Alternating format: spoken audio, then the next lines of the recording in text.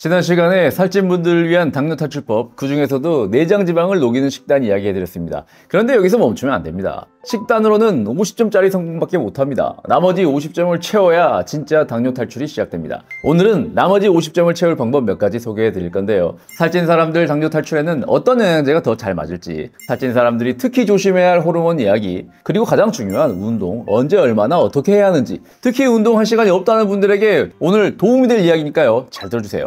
첫 번째 알려드릴 내용은 살찐 사람들의 당뇨 탈출 영양소입니다. 살이 찐 분들, 비만일수록 유독 조심해야 할 영양소가 있는데요. 바로 마그네슘입니다. 그런데 얼마 전에 병원에서 피 검사했을 때 마그네슘 수치는 정상이라고 나왔다고 안심하고 있는 분들도 분명 계실 겁니다. 그런데 마그네슘은 인체 내에서 혈액에 존재하는 비중이 1%밖에 되지 않습니다. 나머지 99% 대부분의 마그네슘은 뼈와 세포에 존재하고 있습니다. 그래서 혈액 검사로 결핍을 확인하기가 어려워요. 혈액 검사로 결핍이 나왔다는 말은 이미 뼈와 세포에서 고갈이 상당히 오랜 시간 동안 진행된 다음이라는 얘기입니다. 체내에서 고갈이 진행되고 있음에도 그게 혈액까지 반영되는데 시간차가 있기 때문에 조심하셔야 한다는 얘기예요. 그럼 누가 특히 더 조심해야 하는가? 살찐 분들은 기본적으로 나는 마그네슘 결핍이구나 라고 생각하셔도 됩니다. 살찐 사람들에게 마그네슘 결핍이 자주 발생한다는 연구가 차고 넘칩니다. 먼저 첫 번째로 살찐 분들은 음식 먹는 습관 자체가 마그네슘이 부족합니다. 마그네슘이 부족한 대신 가공식품 비율이 높습니다. 밥, 빵, 야식 뭐 이런 거 즐겨 하시는 분들이라 살이 쪘을 확률이 높고, 밥빵면 좋아하시는 분들이 견과류나 채소를 좋아하는 경우 별로 없죠. 일단 따로 보충제로 보충하지 않는 한 마그네슘 섭취량 자체가 부족합니다. 두 번째로 마그네슘 사용량 증가가 문제입니다. 살찐 분들은 뱃살로 인해 인슐린 저항성이 발생하고, 인슐린 저항성이 있으면 세포 내로 마그네슘 유입이 줄어들고, 반대로 소변으로 배출되는 마그네슘의 양은 증가합니다. 당연히 체내 마그네슘이 점점 부족해지겠죠. 세 번째로 살찐 분들의 뱃살 안에는 만병의 근원인 만성염증의 씨앗이 자라고 있습니다. 만성염증이 발생하면 우리 몸속에는 염증 물질들을 분비시키는 스위치가 있는데요. NF-카파비라는 이 스위치를 끌 때, 그러니까 염증 억제시킬 때겠죠. 이때 마그네슘이 사용됩니다. 그런데 염증이 과도하게 발생하면 이 스위치 끌 일이 많아지겠죠. 역시 마그네슘 소모량이 많아집니다. 결핍으로 가겠죠. 그러다가 마그네슘 진짜 부족해지면 염증 끄는 스위치도 제대로 작동하지 않고 더 염증성 몸으로 가게 되는 겁니다. 이미 충분히 알았으니 그만하라고요. 하나만 더 알려드릴게요. 살찐 분들의 장내 환경은 균주의 종류가 다릅니다. 유익균은 줄고 퍼미큐티스 같은 지방 저장을 촉진하는 균들이 늘어납니다. 이 균주 비율이 높아지면 음식으로 들어온 마그네슘 흡수율도 함께 줄어들게 됩니다. 한마디로 요약하자면 살이 찌면 마그네슘 먹는 양도 줄어들고, 먹더라도 흡수가 덜 되고, 그렇게 적게 들어온 것도 몸에서 염증 끄느라 빨리 소모되고 소변으로 더 빨리 배출되기 때문에 몸에서 남아나지 않는 겁니다. 보충하셔야겠죠. 살찐 분들의 당뇨 탈출에 두 번째로 필요한 영양소는 바로 바나바입니다. 바나바는 제가 워낙 자주 이야기해서 뭘 더 길게 이야기할 필요가 없는데요.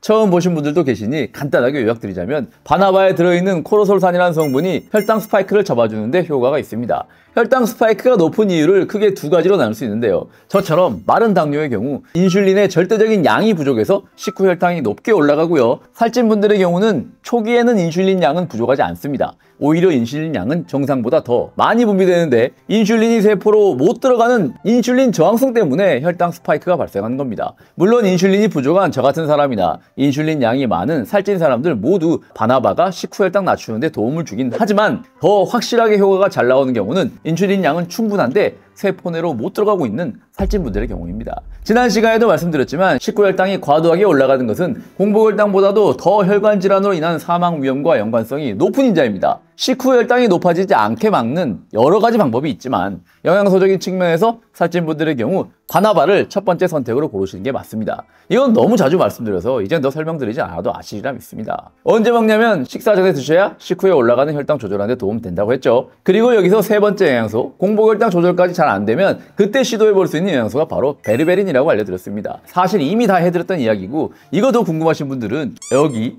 당뇨 탈출 시리즈 영양제 편 있으니까요. 거기 보시면 뭘 드실지 어떻게 드실지 다 알려드렸습니다. 뭔가 더 새로운 이야기가 나올 필요가 없을 정도로 정리 잘 해놨으니까요. 그것만 보시면 됩니다. 그럼 이제는 살찐 분들의 당뇨 탈출법, 영양제 말고 또 뭐가 있을까요? 공복혈당에 관여한 스트레스 호르몬인 코르티솔에 대한 이야기를 한번 해보겠습니다. 인간이라면 누구나 짜증나는 상황을 겪습니다. 그런데 똑같은 상황을 겪으면서도 누군가는 그걸 스트레스로 반응하고, 누군가는 허허허 하고 이 또한 지나가리라 하면서 그냥 넘어가는 사람도 있단 말이에요. 그럼 누가 더 공복혈당 측면에서 유리할까요? 당연히 짜증내는 사람이 스트레스 호르몬 코티솔 분비량 많을 것이고 그에 따라 인슐린 저항성 강제로 발생해서 혈당 높아지겠죠. 그런데 사실 이건 성격의 문제죠. 타고난 성격을 어떻게 바꿉니까? 이거 못 바꿉니다. 하지만 성격은 못 바꿔도 성격을 바라보는 관점을 바꿀 수는 있습니다. 이건 연습으로 가능합니다. 화를 내거나 짜증을 내는 자신을 알아차리기만 하면 됩니다. 이걸 어떻게 알아차리냐고요? 그냥 이렇게 말을 하면 됩니다. 아, 내가 땡땡땡을 지금 하고 있구나. 아, 내가 화를 내고 있구나. 아, 내가 지금 슬퍼하고 있구나. 아, 내가 지금 짜증내고 있고 내가 무서워하고 있구나. 이런 말을 내뱉는 순간 자신과 그 상황을 분리시킬 수 있습니다. 이거 안 해보셨을 거예요. 해보시면 압니다. 화를 내려다가도 화가 저절로 줄어듭니다. 이걸 알아차림이라 부르는데요. 명상하면 스트레스가 줄고 마음의 평화를 얻을 수 있다고 하잖아요. 이 알아차림이 바로 명상입니다. 스트레스를 바라보는 관점을 전환하면 과도한 코티솔 분비를 줄일 수 있습니다. 그런데 꼭 그렇게까지 해야 하는가? 나는 굳이 그렇게까지 하고 싶지 않아 라고 생각하신 분들도 있을 거예요. 그런데 살찐 분들이라면 생각을 조금 바꾸셔야 합니다. 왜냐하면 살찐 분들은 정상 체중인에 비해서 과대한 코티솔에 몸이 더 민감하게 반응하기 때문입니다. 코티솔은 지방을 어디에 저장할지 결정하는 데도 영향을 미치는데 코티솔 수용체는 뱃살 부위에 집중적으로 몰려 있습니다. 쉽게 말해서 스트레스를 받으면 뱃살부터 차곡차곡 지방이 쌓이게 되는 구조인 거죠.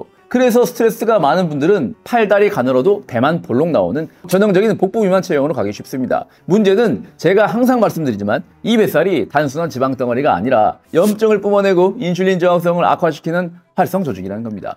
결국 스트레스, 코티솔 증가, 뱃살 증가, 인슐린 저항성 악화, 식후 혈당, 공복 혈당 상승 이런 악순환이 만들어진 겁니다. 특히 살찐 분들에게 이 메커니즘이 더 강하게 작용하기 때문에 코티솔 관리를 못하면 아무리 식단과 운동을 열심히 해도 공복 혈당이 쉽게 내려가지 않습니다. 지금부터 화가 나거나 스트레스를 받고 있는 상황에 처하면 어떻게 한다고 했죠? 아, 내가 화를 내고 있구나 라고 말만 한마디 머릿속으로 하셔도 좋습니다. 상황과 자신을 분리하는 연습 조금만 해보시면 달라지실 겁니다. 여기에 더불어 가장 중요한 거 바로 운동이죠. 살찐 분들 당뇨 탈출에 있어서 운동은 정말 필수이고요. 그게 중요하다는 거 모르는 사람 없습니다. 맞죠? 그런데 잘 안 되는 이유는 뭘까요? 첫 번째는 운동이 힘들어서이고요. 두 번째는 운동할 시간이 없어서입니다. 제가 이거 확실하게 정리해 드릴게요. 제가 여러분들에게 하시라고 알려드릴 운동은 힘든 운동이 아닙니다. 이미 식단편에서 음식 조절을 했기 때문에 사실 운동을 전혀 하지 않아도 살은 빠져 있을 겁니다.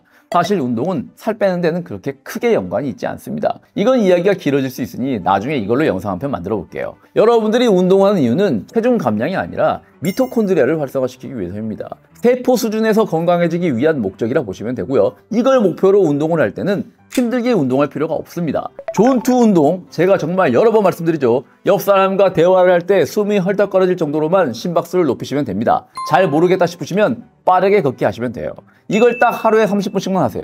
식사 후에 하셔도 되고 평소에 공복에 하셔도 되고요. 실내, 야외 상관없습니다. 빠르게 뛴다고 더 효과적이지도 않습니다. 그냥 빠르게 걷기만 하셔도 됩니다. 10만 보를 서서히 걷는 것보다 빠르게 걷기 30분이 훨씬 좋습니다. 단순히 걷기만 하는 것은 노동에 불과합니다. 반드시 심박수를 높이면서 빠르게 걷기를 하루 30분만 하세요. 당뇨부터 시작해서 고지혈증, 치매, 고혈압, 정신질환까지 거의 모든 영역에 있어서 과학적 근거가 탄탄한 운동법입니다. 자신이 할 수 있는 시간에 운동하시면 되고요. 직장인이라면 30분만 일찍 출근하셔서요. 지하철 2정거장 전에 내려서 빠르게 걷기를 하시면 됩니다. 운동복도 필요 없고요. 요즘 날씨에는 빠르게 걷기로 땀에 흠뻑 옷이 젖지도 않습니다. 지금이 딱 제철이니까요. 일상생활 속에 존투 운동을 녹여보세요. 지하철 일찍 내렸다가 출근길 지각할까봐 걱정되시는 분들은 퇴근길에 하시면 됩니다. 오늘은 살찐 사람들의 당뇨 탈출법, 지난 시간 식단편에 이어서 영양제와 스트레스 관리 그리고 운동에 대해서 간단히 짚어봤습니다. 이미 다 알고 있는 내용입니다. 이제는 뭔가 더 새로운 정보를 업데이트할 필요도 없습니다. 배운 것들 잘 지키시면서 그냥 하면 됩니다. 저는 계속 갈 생각이니까요. 여러분들도 함께 가시죠.